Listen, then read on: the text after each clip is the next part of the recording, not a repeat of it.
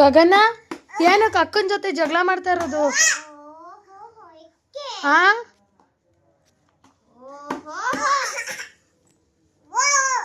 ಏಯ್ ಗಗನ, ಏನಕ್ಕೆ ಅಕ್ಕನ ಜೊತೆ ಜಗಳ ಮಾಡ್ತಾ ಇರೋದು? ಏನದು ಪೆನ್ಸಿಲ್ ಕೊಡಿಲಿ, ಇಲ್ಲ ಬರೀ.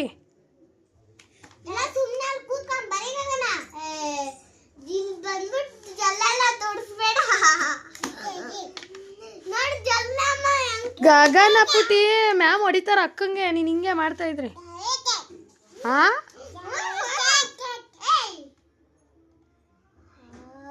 ತಾತ